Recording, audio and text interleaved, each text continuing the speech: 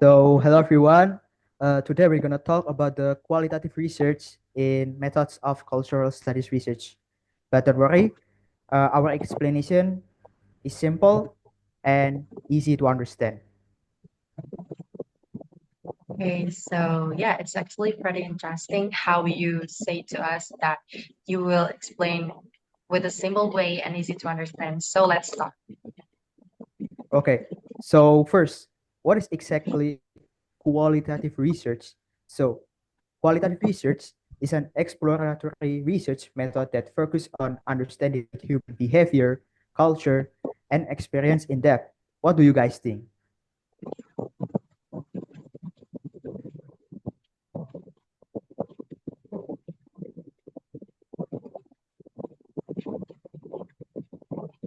Yeah, I agree.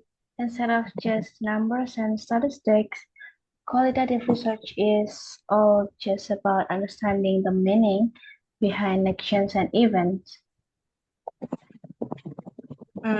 So from the material that I've read also, so basically it's not about finding numbers, but also about uncovering meaning. Is it right?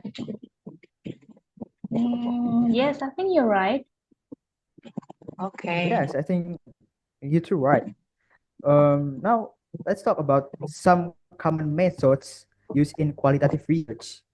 But I forgot. I forgot the book that I read about the common methods used in qualitative research. Uh, do you guys can help me? What are the common methods used in qualitative research? Wait, let me check. I think there are quite a few, but here are the most common ones. Wait, I will scroll it. Okay, so from the material, I think first we have ethnography. So ethnography is like the common research that researchers immerse themselves in a community to understand their culture and habits. And also second, we have case study. Okay, so case study it's important because like it's a common research that deep dive into a specific case to understand its context and also dynamics. And of course, the third one is phenomenology. So phenomenology is like focuses on individuals' subjective experiences and how they interpret them. So at the end of the day, we still need subjective experiences and also individual subjective and also how they interpret them. Not just that. Let me add something. I think there are two more common methods in qualitative research, and they are grounded theory that develops a theory based on data collected from the field. And then another one is the narrative research that analyzes personal stories to understand identity and life meaning.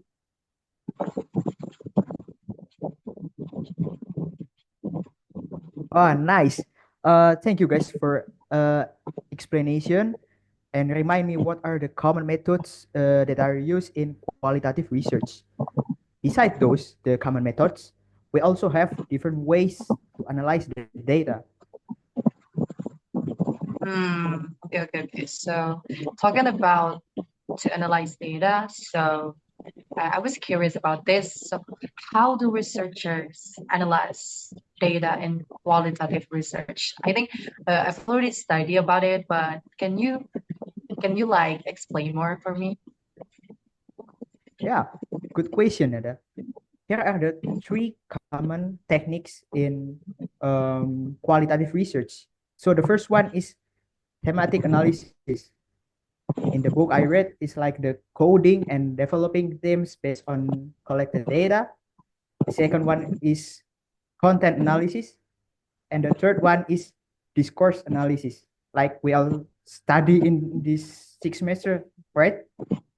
This analysis examines how language is used in a social context and how it shapes the culture, realities, and power structures. So It depends on the research focus. Different techniques can be used to extract meaningful insights and also the findings. I have a question. So, where is the qualitative research actually used? Good question again, Nabila. The qualitative research is actually used in many fields. Here are a few examples. So you can use it on, the first is science research, like in cultural studies, to understand how culture shapes personal identity. And also in the education research too. The purpose is to evaluate educational policies and understand classroom interaction. Nada, can you add the information where we are supposed to do the qualitative research? Can you help me, Nada?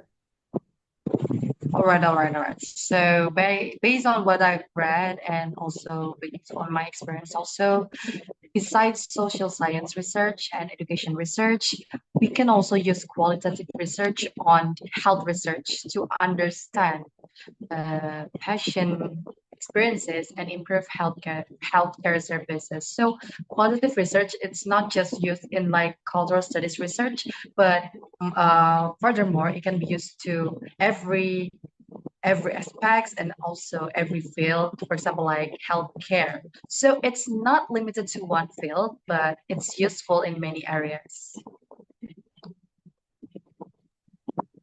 Wow, that's amazing.